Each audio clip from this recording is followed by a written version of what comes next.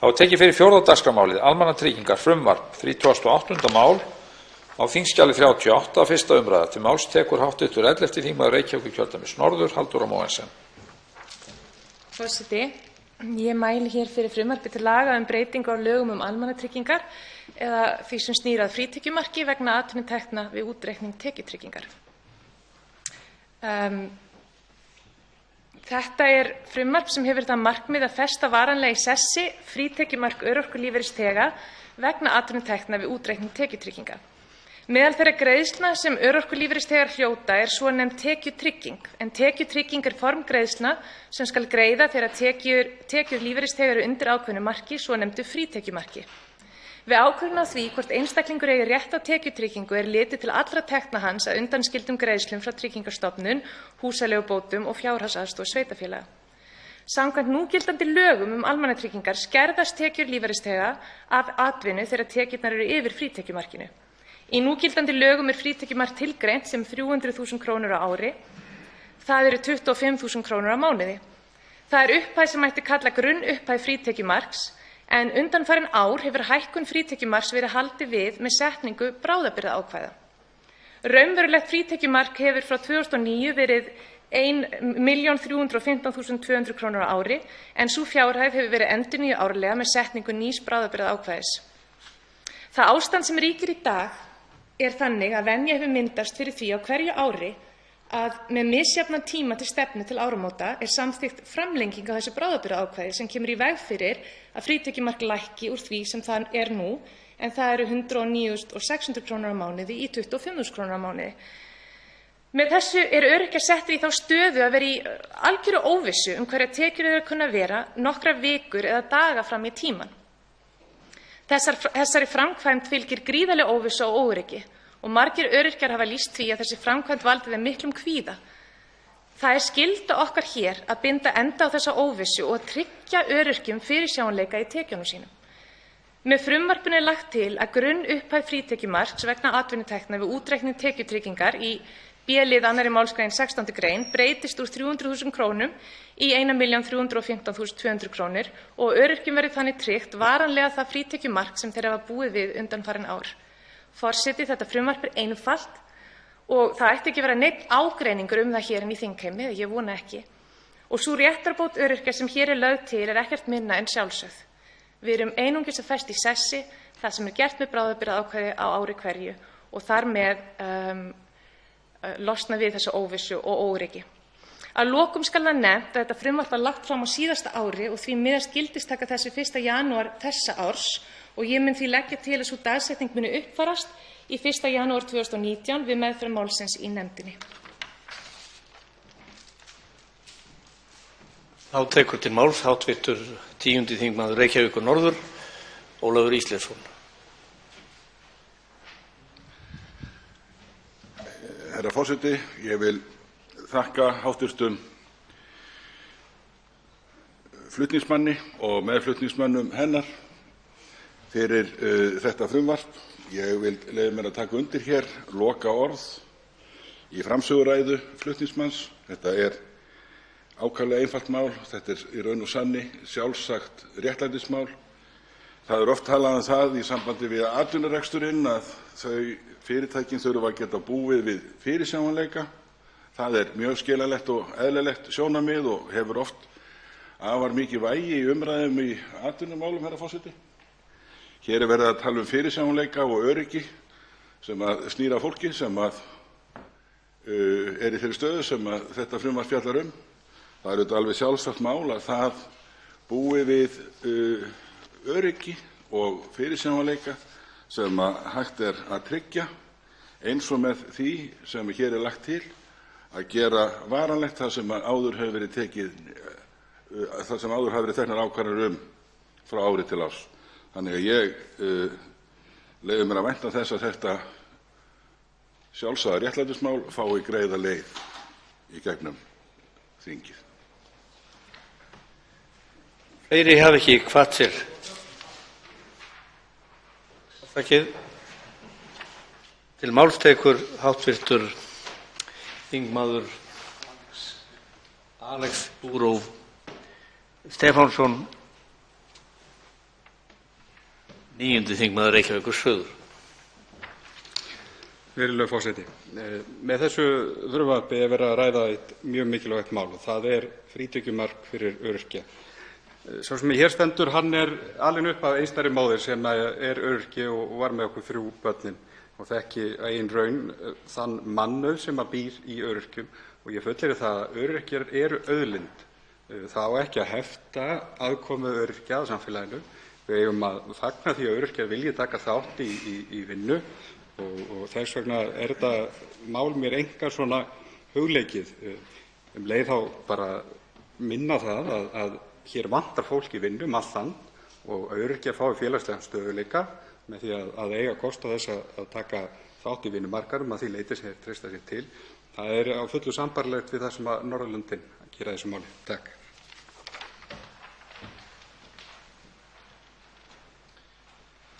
Þá hafa ekki fleiri kvatt sér hljóðs og er umræðu lokið. Frumvarpið gengur nú til 2. umræðu og velferðarnefndar ef enginn hreyfir andmælum og það er samþykkt. Tekið fyrir 5. dagskrármálið, almannatryggingar og félagsleg aðstoð, frumvarp 39. mál, þingskjal 39, 1. umræða. Til máls tekur hv. 11. þingmaður Reykjavíkurkjördæmis norður, Halldóra Mogensen. Forseti. Ég mæli hér fyrir frumvarpi til laga breytingu á lögum almannatryggingar og lögum félagslega aðstoð. Með frumvarpinu er lagt til að sérstök uppbót til framfærslu verði felld úr gildi og fjárhæð hennar færð undir ákvæði tekjutryggingu. Með þessari breytingu yrði stuðlað að minni skerðingu fyrir lífeyrisþega þar sem sérstaka uppbótin skerðist 100% vegna allra tekna sem lífeyrisþegi kann að fá, en slík skerðing hefur í daglegu tali verið nefndar krónu á móti krónu skerðing. Það gerir það að verkum að fyrir ákveðna upphæð tekna skerðast lífeyrisgreiðslur á sama marki og verða því tekjur lífeyrisþega óbreyttar þrátt fyrir atvinnuþátttöku hans. Það að ein gerð tekna eyði annarri gerð að öllu leyti hefur mjög letjandi áhrif á atvinnuþátttöku lífeyrisþega. Það er staðreynd að margir lífeyrisþegar kjósa að taka ekki þátt á atvinnumarkaði vegna umfangs þeirra skerðinga sem þeir myndu þá verða fyrir. Ákvörðun að taka ekki þátt í vinnumarkaði getur virst betri fyrir lífeyrisþega þar sem atvinnuþátttaka þeirra myndi ekki skila þeim auknum tekjum. Þess vegna sjá margir lífeyrisþegar sér ekki hag í að vinna þrátt fyrir að þeir kunna að hafa starfsgetu. Hættan er sú að upplifun þeirra verði sú að vinnuframlag þeirra sé lítils eða einskis virði. Með afnámi þessara uppbótar myndast aukinn hvati til atvinnuþátttöku þeirra sem þessi uppbót á við í dag. Þessi skerðing á sérstakri uppbót til framfærslu vegna atvinnutekna var áður einnig við lýði hjá ellilífeyrisþegum. Hún var afnumin með breytingalögum nr. 116/2016 þar sem gerðar voru ýmsar einfaldanir og breytingar á ellilífeyriskerfinu. Að gera slíkt hið sama fyrir örorkulífeyrisþega er réttlætismál óháð hugmyndum starfsgetumat. Hvað varðar kostnað við slíka aðgerð hefur hann þegar verið áætlaður. En þó skal sá fyrirvara gefinn að kostnaðarmat gæti þarfnast endurnýjunar. Á 146. löggjafarþingi lagði hv. þingmaður Björn Leví Gunnarsson, þingmaður Pírata, fram fyrirspurn til félags- og jafnréttismálaráðherra þar sem spurt var kostnað við ýmsar aðgerðir í almannatryggingakerfinu. Meðal þeirra þátta sem spurt var hver árlegur aukakostnaður ríkissjóðs við almannatryggingakerfið yrði af því að fella sérstaka uppbót á lífeyri vegna framfærslu samkvæmt 2. málsgrein 9. grein laga félagslega aðstoð inn í tekjutryggingu samkvæmt 22. grein laga almannatryggingar og afnema þannig krónu á móti krónu skerðingu vegna annarra tekna örorkulífeyrisþega. Fram kom að kostnaður við slíka aðgerð yrði 10,9 milljarðar króna. Það verður þó að halda því til haga að þar er einungis metinn hreinn kostnaður við slíka aukningu. Ekki var lagt mat á mögulegar tekjur sem myndu skapast af aðgerðinni, til dæmis með aukinni atvinnuþátttöku lífeyrisþega, aukinni framleiðslu og auknum skatttekjum. Raunverulegur kostnaður er því talsvert lægri. Forseti, það skal nefnt að þetta frumvarp var lagt fram á síðasta ári og því miðast gildistaka þess við 1. janúar þessa árs og ég mun því leggja til að sú dagsetning muni uppfærast í 1. janúar 2019 við meðferð málsins í nefndinni. En einnig ber að nefna að í kjölfar þess að frumvarpið var lagt fram bárust athugasemdir þess efnis að frumvarpið gæti haft neikvæð áhrif á þann hóp örorkulífeyrisþega sem eru með skertar örorkugreiðslur vegna búsetu. Þetta er fámennur hópur sem er í mjög viðkvæmri stöðu og er það ekki ætlun flytjenda að skerða laun þeirra frekar. Þvert á móti þarf að tryggja þessum hóp viðunandi framfærslu. Það hafa þegar komið fram tillögur á úrbótum og legg ég því til að þær tillögur verði ræddar við meðferð málsins í nefndinni, í velferðarnefndinni, hæstvirtri, og að fundin verði laust sem tryggir að framangreindur hópur beri ekki skarðan hlut frá borði. Það er mjög mikilvægt.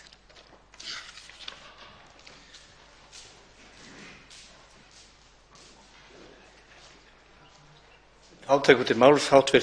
3. þingmaður Reykjavíkurkjördæmis norður, Helgi Hrafn Gunnarsson.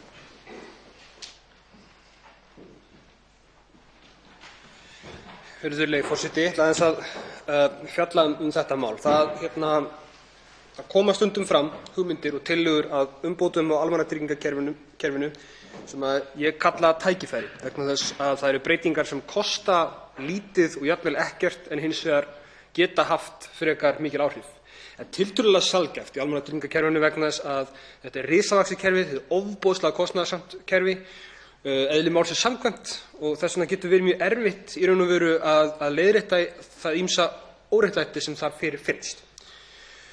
Frumvarp eins og það sem að Flokkur fólksins hefur lagt fram afnám skerðinga á ellilífeyri vegna atvinnutekna, það er samhljóða breytingartillögu sem að Píratar lögðu fram í umræðum við hinn svokallaða bandorm, þar að segja ýmsar lagabreytingar og skattabreytingar og því líkt, og eitthvað sem var talað sem betur fer nokkuð í kosningabaráttunni. Og þessi lausn, hún kostar, nú þú ekki að fara með nákvæma tölu lengur vegna þess að aðstæður breytast með tímanum, en þetta er svona milljarður, 1,5 kannski, einhvers staðar þar á milli sem myndi kosta að gera þá breytingu út frá þeim breytingum sem hafa átt sér stað á ellilífeyri í kjölfar þess að við samþykktum bandorm hérna. En þá var sem sé frítekjumark sett úr 25.000 krónum í 100.000 krónum fyrir atvinnutekjur, sem þýðir það að tölunar sem komu úr þessari fyrirspurn sem hefur oft nefnt í þessu samhengi frá hv. þingmanni Birni Leví Gunnarssyni,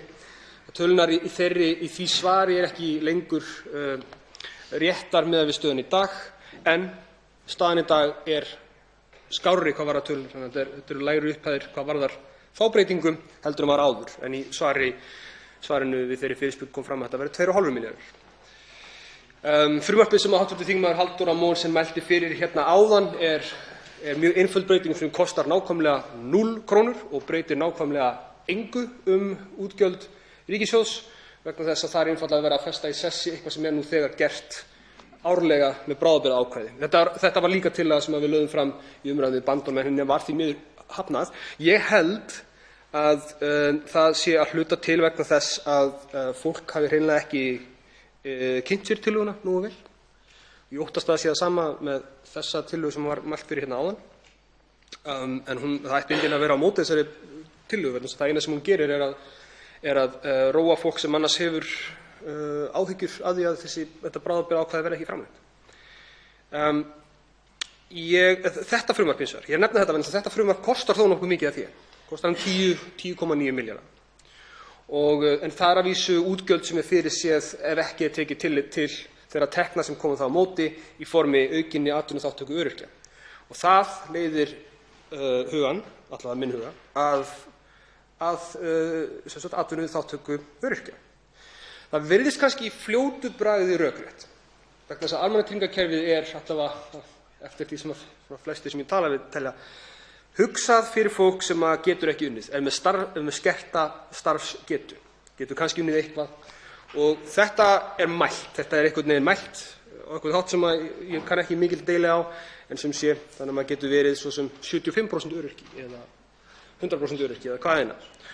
Og almannatryggingakerfið er til þess að grípa þennan þjóðfélagshóp sem er með skerta starfsgetu, og þá eins og ég segi, þá virkar það kannski í fljótu bragði rökrétt að þegar það kemur í ljós að einstaklingur hafi meiri starfsgetu heldur en var kannski mælt í upphafi, að þá skerðist þessar greiðslur. Þetta hins vegar, mér langar aðeins að storka því að þetta sé ýmist sjálfsagt, og vegna þess að þótt að í fyrsta lagi hefur þessi nálgun þau áhrif að þetta er mjög letjandi og óréttlátt fyrir fólk sem síðan kannski hefur einhverja starfsgetu, jafnvel á einhverju einstaka sviði, og er þar alveg og birtist þar í gríðarlegu óréttlæti. Og höfuð á skömmunni í þeim efnum er hins svokallaða krónu á móti krónu skerðing, þar sem að öryrki finnur sér vinnu, atvinnu, fær sér einhverjar tekjur með verkefnum eða hverju sem er og fær ekkert borgað fyrir það. Og jú, þetta getur kostað skildingin samkvæmt þessu frumvarpi, en þetta er bara svo mikið réttlætismál. Og það sem meira er að þessi krónu á móti krónu skerðing, hún getur í reynd orðið meira heldur 100%, vegna þess að ýmsar tekjur geta haft áhrif á það að aðrar bætur eða aðrar tekjur skerðast líka. Þannig að þú getur í reynd, og mig langar til þess að fá áhorfendur til þess að aðeins að velta þessu fyrir sér. Sem öryrki þá getur þú í reynd tapað tekjum með atvinnuþátttöku. Það er galin staða. Það er algjörlega galið. En þótt að þessi 10,9 milljarða tala kannski virki há, þá held ég að það sé mjög erfitt að reikna út fyrirfram hversu mikið kæmi í gegnum atvinnuþátttöku öryrkja. Það er líka ákveðin siðferðisleg réttlæting fyrir því að við eigum ekki að vera að skerða allavega ekki svona mikið og vissulega ekki með þessum hætti greiðslur á almannatryggingakerfinu til öryrkja sem að fara í einhverju atvinnuþátttöku, og hún er sú að jafnvel ef öryrki, segjum að sé 75% öryrki, hann finnir sér vinnu sem að kannski kerfið metur þannig að það sýnir fram að viðkomandi hafi þá þessa, að þurfi þá ekki á þessum greiðslum að halda. Það er samt þannig að sá öryrki er með miklu minna atvinnuöryggi. Hann er líklegri til að missa vinnuna og hann getur leitað á færri staði, ef nokkra, ef það gerist.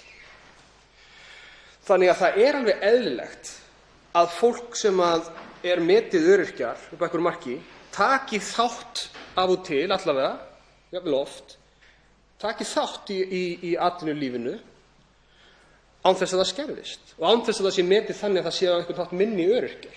Það er bara eins og við erum öll svo fjölbreytt. Við höfum mismunandi getu og það er í raun og veru engin takmörk fyrir því hvernig fötlun fólk getur átt við að etja á öllum sviðum. Ég meina að það er ýmislegt sem getur hamlað starfsgetu almennri og sértækri. Og ég þekki alveg öryrkja sem geta ekki í suma hluti en geta aðra hluti bara mjög vel og ættu samt að geta nýtt sína krafta þegar það tækifæri til og samt hafa þetta öryggisnet og samt ekki að tapa að taka þátt í atvinnulífinu. Þetta er svona siðferðislega réttlætingin sem ég legg fram fyrir þessu máli, en sömuleiðis að þá verð ég líka bara að segja það almennt kostnaðarsamar breytingar á almannatryggingakerfinu. Til þess að gera þetta kerfi réttlátt mun það kosta peninga. Og þá verðum við einfaldlega að gera upp við okkur þá siðferðislegu spurningu hvort við ætlum að greiða fyrir það réttlæti eða ekki. Og þeirri spurningu svara ég, virðulegi forseti, játandi. Þá tekur til máls hv. 10. þingmaður Reykjavíkurkjördæmis norður, Ólafur Ísleifsson. Herra forseti, aftur færi ég hv. framsögumanni og fyrsta flytjanda þessa máls og meðflytjendum hennar þakkir. Það er þannig að það er meginregla í íslensku samfélagi og hún er venju helguð í gegnum rás aldanna, herra forseti, að Íslendingar hafa tekið það ráð að til þess að bæta sinn hag að þá hafa þeir aukið sína vinnu. Meginregla. Í kringum þau bótakerfi sem hér hafa verið sett upp hefur hins vegar verið þróað fyrirkomulag sem gengur gegn þessari meginreglu. Og þetta lýsir sér í þessum skerðingum sem hér eru ítrekað til umfjöllunar og menn þekkja það svo sem að orðunum aldraðir og öryrkjar